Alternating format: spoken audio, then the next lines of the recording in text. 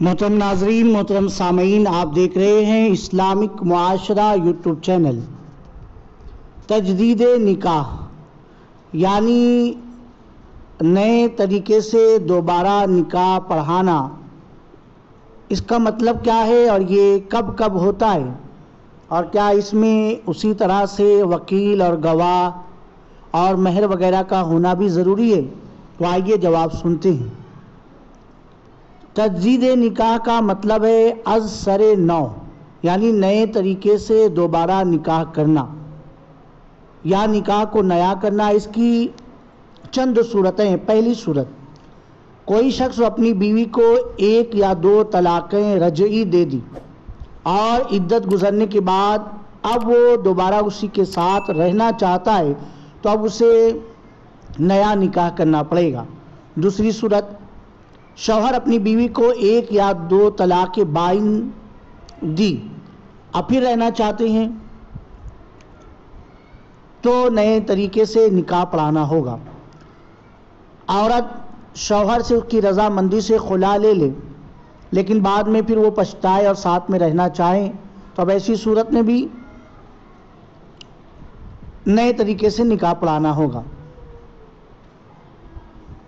اور اگر قاضی یا عالم یا مفتی نے کسی شرعی بنیاد پر میاں بیوی کا نکاح فسخ کر دیا، اب بعد میں وہ وجہ بھی ختم ہو گئی اور اب وہ دوبارہ نکاح کی گنجائش بھی آ گئی تو اب ایسی صورت میں بھی دوبارہ نکاح پڑھانا ہوگا۔ پانچویں صورت، شوہر یا بیوی معاذ اللہ مرتد ہو گئے اور پھر دوبارہ اسلام قبول کر لیا تو اب ایسی صورت میں نئے طریقے سے نکاح پڑھانا ہوگا۔ تو یہ 5 صورتیں ہیں۔ ان تمام صورتوں میں اگر میاں بیوی دوبارہ رضامندی سے نکاح کرنا چاہتے ہیں تو انہیں گواہوں کی موجودگی میں نئے مہر کے ساتھ دوبارہ عقد کرنا ہوگا۔ اس میں وکیل، گواہ، مہر سب کچھ ہوگا۔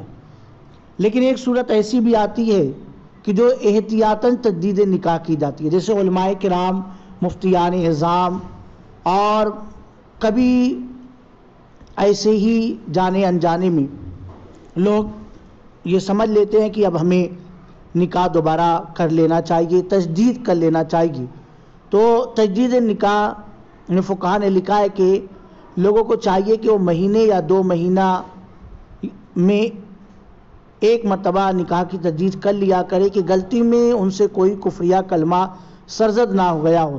صرف احتیاط کی بنا پر نکاح کی تجدید کی گئی ہو تو نیا مہر متعین کرنا ضروری نہیں ہے۔